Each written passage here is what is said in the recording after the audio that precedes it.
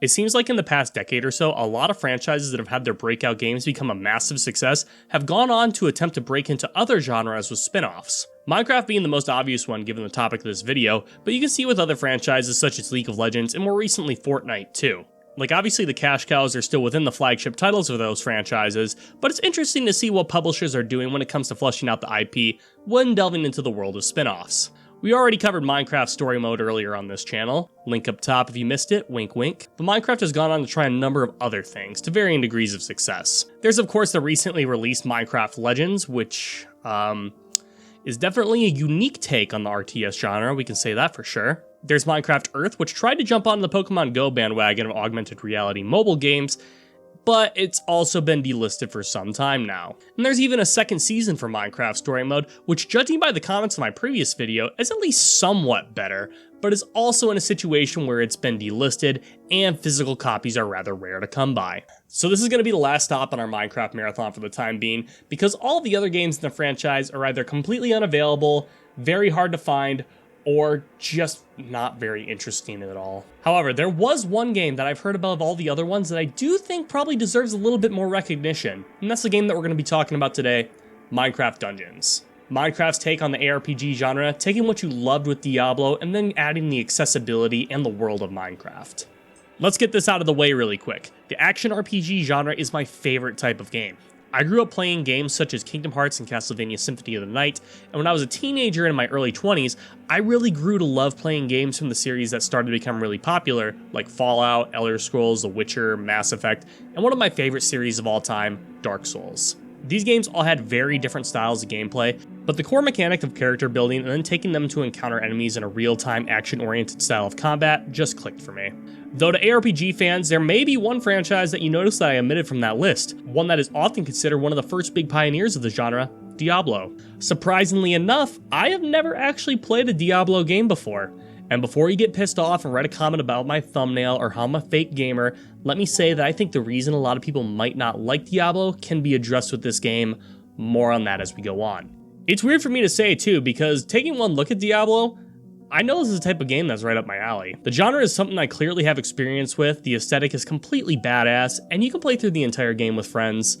It just seems something that I would enjoy. For one reason or another, I just haven't given this series a fair shot. The Diablo franchise would go on to spawn its own subgenre within the RPG space, appropriately named Diablo-likes. How original. This is where you start to get a bit more contemporary games such as Path of Exile, Torchlight, Grim Dawn, Lost Ark, all of which are games I basically have no experience with. So hey, what better way to jump into this genre than with the kid-friendly Minecraft Dungeons? And that might sound like a joke initially, but as I'll talk about in a minute, I think this is a pretty solid jumping on point for some newcomers. But before we get into that, we really have to get into this game's development and figure out how we got to this point. The late 2010s was an absolutely massive time for Minecraft.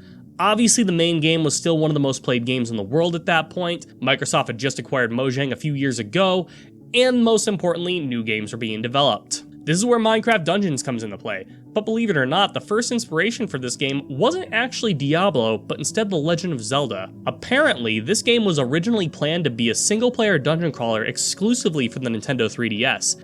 And you know, this game still does have a lot of that classic Zelda DNA, especially when it comes to swinging a sword or shooting a bow. During the development, there were 3 decisions that ultimately ended up shaping the game into what it is today.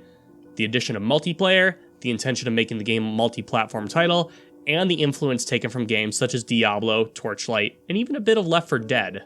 I couldn't find many hiccups with the development process on this one, but I did find a number of additional interviews talking about some other decisions that led to the final product that we see today, such as omitting the building aspect of standard Minecraft, having a variable difficulty, as well as the exclusion of a class-based system in order to streamline the game for new players.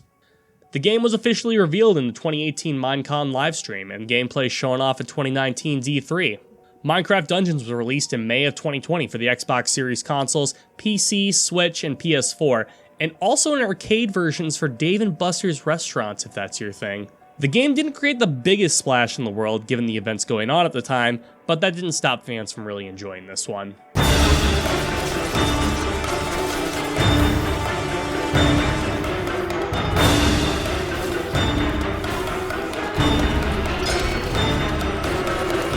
Minecraft Dungeons received respectable scores in the 70s across all platforms. Outlet COG Connected gave the game a solid 75 and said, Minecraft Dungeons isn't the finest ARPG I've ever picked up, but it's a terrific first step in your journey. Minecraft fans and action RPG junkies alike would do well to give this one a look. While Games Radar Plus was a little bit more critical, giving the game a 70 and said, Mojang's smartly streamlined dungeon crawler makes for a more accessible alternative in the action RPG space.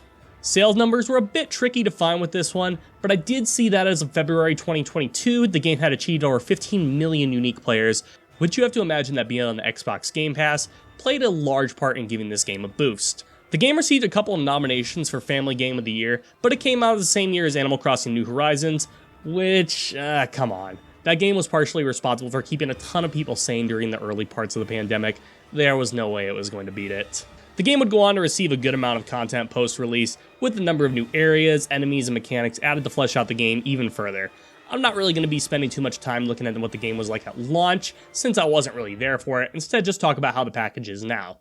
So, how is Minecraft Dungeons now that all development has wrapped up? Well, I think it's a pretty damn fine Diablo-like ARPG for people who are either new to the genre or were overwhelmed by what other games had to offer. I'm not going to lie to you guys. This game isn't the most mechanically complex game you're going to find. In fact, to people who are familiar with ARPGs, this might be laughably basic and a bit boring. However, as someone who has never stepped foot into a Diablo-like game before, I think there is enough here to sink your teeth into to enjoy. Though I have to say, I do wish the game would become a little bit more complex as it goes on. All of the mechanics get introduced very quickly, and the scope of what you can actually do with them is basically understood within the first few hours of the game. Minecraft Dungeons is a good game that really could have been something great if it just expanded upon a couple of things a little bit further. We have a lot to discuss today, so without further ado, this is my review of Minecraft Dungeons.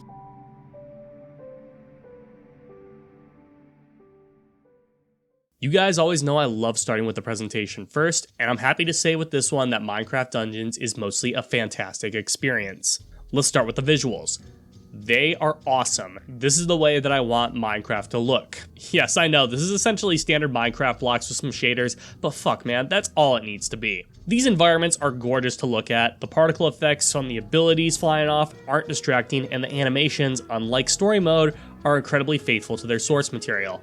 The opening and closing CGI cutscenes are much better representation of the Minecraft universe than story mode ever was. Not only do they obviously look nicer, but the way they're animated with their slapstick humor, I think it fits better with what Minecraft's really trying to have going on. Performance for the most part was solid.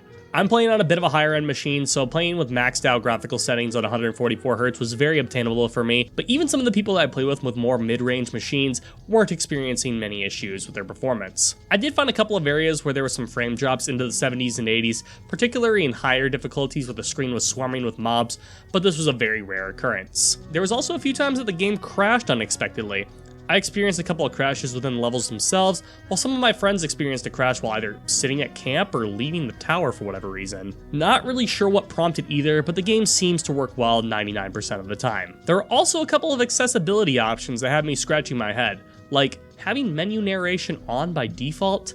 I've never really seen a game do that before, and it's obviously an easy fix, but just kind of weird. Audio, also great. The sound effects from collecting the loot were oftentimes more pleasing than the loot itself, and the music, again, not at the level of Minecraft's OST, but still pretty damn good in its own right. Though I would be lying if I told you that my opinion wasn't partially swayed because of the fact that a couple of these songs were actually remixed in Smash Ultimate, and there are phenomenal pieces there. So yeah, presentation, obviously pretty damn good, minor performance issues aside. The next thing I really want to cover, though, is about this game's story, or its lack thereof, I guess I should say. So you have an illager who looks like Squilliam Fancy's son, who essentially was made fun of for being short or some shit, and he goes full Napoleon, taking over the land and becoming the king. Go kick his ass. It's all taken care of in about 5 to 6 hours, and that's your story. Yeah, 5 to 6 hours, that's it. Now this is something that the game received a decent amount of criticism for, and I can't say I really blame it. Like, it's certainly doable to start Minecraft Dungeons and finish it within 1 to 2 sittings if you ignore any of the side content. Thankfully, the game was only ever $20 for the standard edition, and hell, a lot of people experienced it on Game Pass so they didn't even have to pay that much, but still, 5 to 6 hours for the main story? That's way too short. I get that one of the big appeals behind Diablo-likes is the post-game, and rest assured, that still exists here too. But even games like Diablo still give a story that takes players more time to play through than a typical shift at their 9 to 5. Even calling this a story might be giving this game a bit too much credit. Your narrative really takes place in the beginning and final cutscenes, and that is essentially it. So what exactly happens in between, you might be wondering? Well, on the map screen there are a number of different zones that you can play through. Each zone has a small cinematic in the beginning with a narration talking about the Arch-Illager's impact on each of these zones, and you basically solve the issue when you run through the mission. That's it.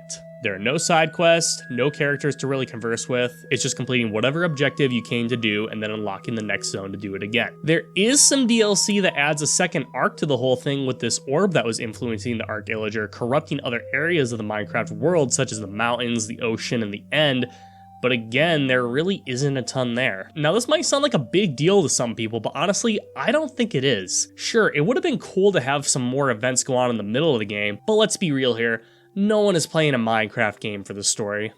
Listen, I really don't give a fuck. Anyways, onto the gameplay, the real thing I think Minecraft Dungeons has going for it. So the game obviously takes a lot of cues from isometric ARPGs like Diablo and Torchlight. You are in a hack and slash style of combat where you fight a large number of enemies using melee and ranged attacks in order to clear dungeons to gain loot that can further augment your character.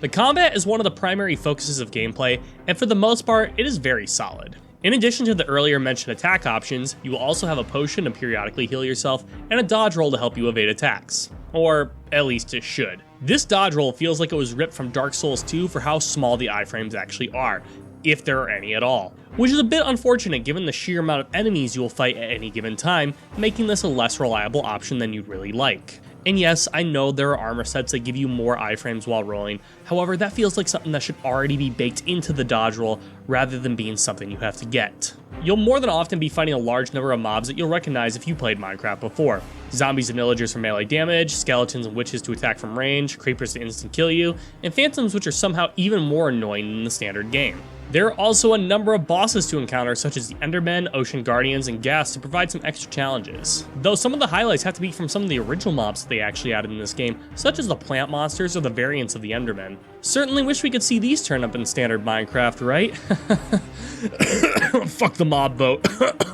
I also wish there were some more unique enemy types since you fight the same groups of mobs throughout the entire game, but given the source material, they didn't have a crazy amount of stuff missing from Minecraft. One of the other big aspects that fans of Minecraft will recognize are the biomes that make up the game's missions. So how do I explain how these work? Well, on the world map, there are a number of different biomes that are essentially more fantastical versions of their Minecraft counterparts. I think these all look phenomenal. You have Creeper Woods iterating on the standard woody areas, Cacti Canyon for the deserts, and my personal favorite, the Fall Hills of Pumpkin Pastures. If only they were allowed to play Pumpkin Hill from Sonic Adventure 2. You know me, the fighting freak Knuckles, and we're at Pumpkin Hill. You ready? The DLC even has you visit some more uncommon locations such as the mountains, oceans, nether, and the end. When it comes to how they're designed, that makes it a little bit more tricky. Now you'll notice it looks like there's a ton of different acts in each of these levels when you select it, but that's unfortunately not the case. Instead, that slider acts almost like a difficulty selection that auto-recommends whatever your party's power level is. More on that as we go on. This means that every level is basically procedurally generated around a few set pieces that will always remain the same. The procedural generation is loaded into chunks around these points of interest, which if I'm being honest, I don't think works super great. I've played every level several times and the procedural generation really doesn't do much to make anything feel vastly different between runs. In fact, early on in my playthrough, I actually wasn't even sure if there was any at all given that the levels felt so similar. This also leads to some weird quirks in the generation. Like some chunks have some pathways that take you off the main path and you might think that you might be getting some extra loot in that area. And sometimes they do, but many times they do not, often feeling like a complete waste of time and that you need to backtrack from. There was a point I just stopped going down these alternative paths because I was satisfied with my build at the time, and I knew if there was anything down those optional paths, it probably wouldn't even be worth my time. Honestly, getting around the levels can be a bit annoying too. Your default movement speed is just a little too slow, and spam rolling doesn't really make you go any faster. Plus, with the combinations of Minecraft blocky designs and the isometric perspective, you could occasionally find yourself getting stuck on random objects or pathing to strange places. Sometimes you'll be trying to move and for some unclear reason, your character won't respond to it at all. It's hard to explain, but sometimes you'll just get stuck moving up blocks you should really be able to move to. I don't know, man, it's just kind of weird. There are also puzzles, if you can call them that. Most of the puzzles in this game aren't the greatest. They're either given completely random solutions that you have to use trial and error to figure out, or... I knew it. It's not all doom and gloom though. In a few levels there actually are some hidden areas that open up whole new levels, which is nice to see. It's a bit of a shame that the level seed has to include these secrets in them, occasionally calling for multiple run-throughs of those levels to unlock them, but I digress. The DLC even adds some alternative pathways to encounter a secret boss, to get Eyes of Ender to open up more new levels, and even the post-game has you collecting runes in secret locations to open up a new Mushroom Island mission where you fight nothing but cows. Ha! I didn't need to play Diablo to get that reference. Very nice. Speaking of Diablo, unlike that game, there isn't a class system in this one. Instead, your playstyle is determined by what gear you have equipped.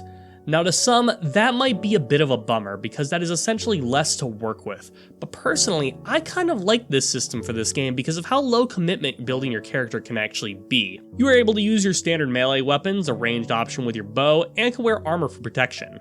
There are a ton of different pieces of gear to slot into any of these areas. Let's take the weapons for example. You have things you might expect from Minecraft like swords and pickaxes, but you also have things like a rapier for fast slashes, a scythe for more ranged attacks, or even a chainsaw sword like it's something out of Warhammer 40k or some shit. Each of these have their own way of attacking. Some more rare variants have additional perks built in, and they even have enchantment slots that you can use to further augment your gear with special abilities. A lot of these enchantments will look familiar to anyone who has played Minecraft before. Smiting for extra damage to undead, fire aspect to do fire damage, you know the things that you would probably expect. There also exists a ton of new enchantments that can give you even more fun boosts, like creating a poison cloud, siphoning health from mobs, or just making a ton of shit explode. The artifacts are the other component of character building. These essentially act like spells or abilities that you can use on cooldown. You have things like an AoE stun, an aura of healing, being able to summon minions to assist you. There are a ton of options here. In addition to that, some artifacts take another resource called souls in order to use, which you can collect by killing enemies. This is probably for the best, given that some, such as the light rod, can basically nullify bosses. Or some, such as this beam, can basically turn encounters into a one-sided Dragon Ball Z fight. As you play through each different mission, you unlock a number of other things that will be useful to you. These include different shopkeepers that can sell you more items with the game's currency, a blacksmith that you can place a weapon into to upgrade to a higher item level, someone to re-roll your enchantment slots, and even a gifter to give items to other players. One thing I thought the camp was missing though was a way to exchange your currencies for one another,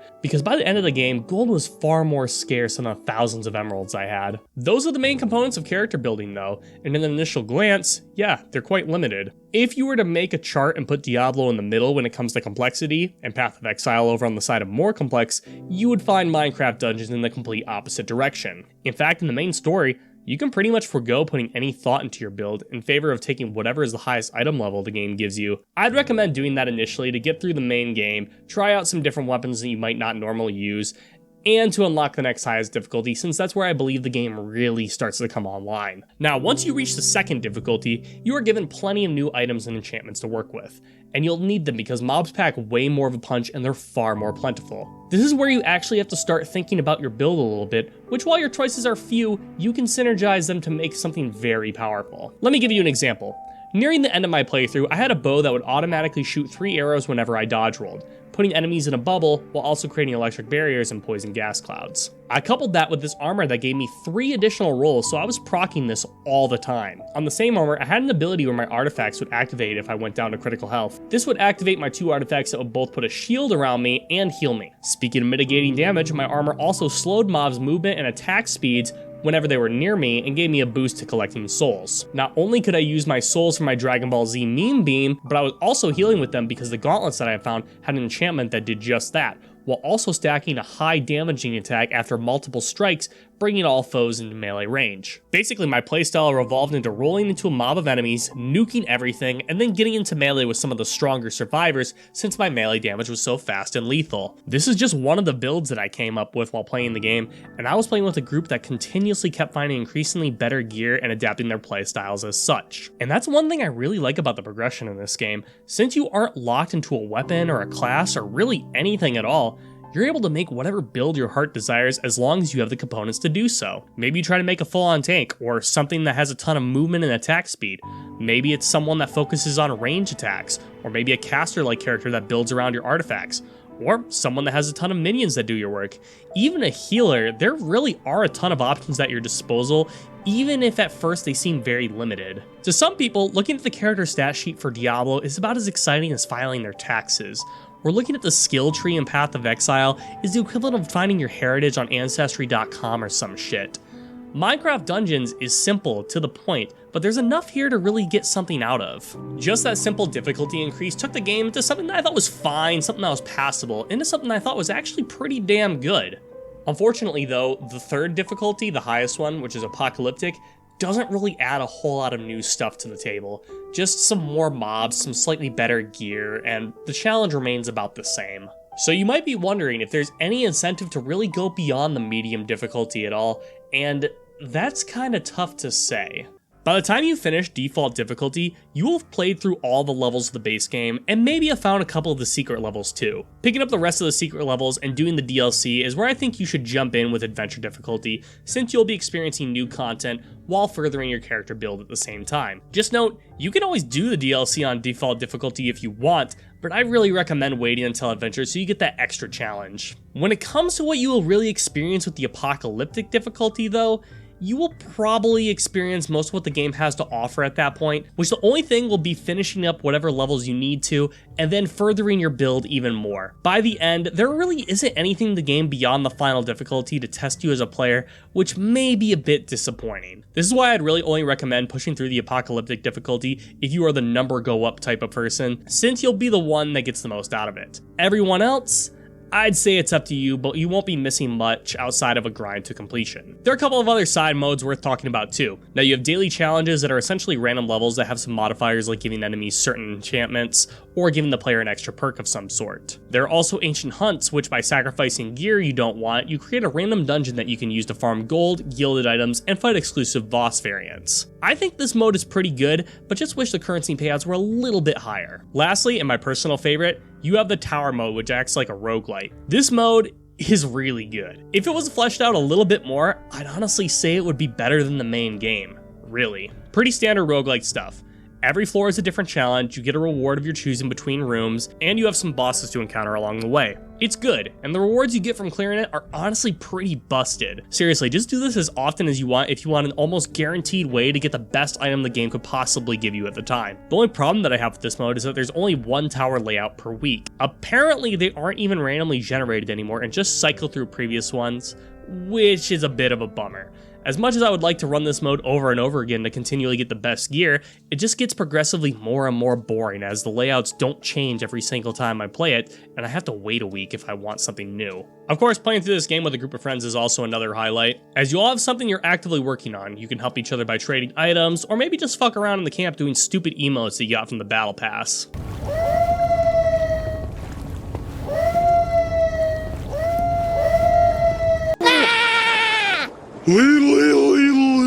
Yes, you heard me right. This game has a battle pass. Modern gaming, guys. Here it is. This battle pass is mostly inoffensive. It's cheap if you want to get any of the three that they had. I personally didn't bother. This isn't exactly the type of game that I care too much for the cosmetics in, especially when I'm usually wearing armor that covers all of that. But hey, to each their own.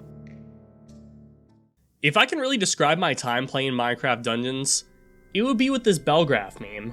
My first hour or so, I was having a great time and was excited to see what else the game had. As I collected new items, I was eager to try them out. I saw a very colorful and diverse world map, and I wanted to see every single level the game had to offer. I was unlocking new things at the camp, and my friends and I were having a great time. Then after I played for a while, my opinion started to change. I thought the game was incredibly shallow, boring, and I just kept thinking to myself, I could be playing something way better. I was just trading out items with better ones as soon as I got them, and I never had a consistent build. I was steamrolling everything with no challenge, and while the environments I was going through looked nice, they all felt pretty much the same. I hated the level generation because it kept wasting my time going down corridors that had nothing. And then after the main story, when I raised the difficulty, oh boys, we are so back. I started appreciating what the game was, and I was having a great time again. I found the value in increasing my item levels so I can use the gear that I still really liked while also trying out some new possibilities. I liked doing a lot of the optional stuff so I could earn better gear for my build, or get currencies to re-roll enchantments. I was also challenged by some of the higher end content. Let me tell you, doing my first apocalyptic run on the mushroom room with all these fucking cows while being severely underleveled, That was hilarious and something I won't soon forget. Minecraft Dungeons is a good game. It's one that I honestly put more time into than I thought I would have, and while I do think it comes up short of being something that's truly special, I think I could still give this game a solid recommendation. Yeah, it's a bit shallow. It's got a few minor problems, but it's still a solid junk food game that you can turn your brain off and hang out with some friends while you play, or maybe put a little bit more thought into it and make something a little goofy that can make you feel like a god. Give it a try if you like. The game is like $20 on Steam, or hell, if you have Game Pass, that's probably the best way to experience, given that you have nothing to lose. So concludes the first marathon for this channel. I had a lot of fun looking at all of these games in the Minecraft franchise, and hey, maybe someday I'll return to it again, maybe looking at Legends, maybe looking at Story Mode Season 2. If that's something that you guys would really like to see, please be sure to let me know in the comments down below. The next marathon I got going for you guys is actually going to be on the Portal series. And this is a franchise of games that I've played as they came out, so I'm going to be able to add a little bit more insight as the videos go on. I'm super excited to talk about those with you guys. Stay tuned for that. But that's all the time I have for you guys today. Thank you for watching. What were your favorite memories of Minecraft Dungeon? Please be sure to leave your thoughts in the comments section down below. And hey, if you enjoyed today's video, maybe consider giving it a like and subscribing. Thank you guys again. I'll catch you in the next video.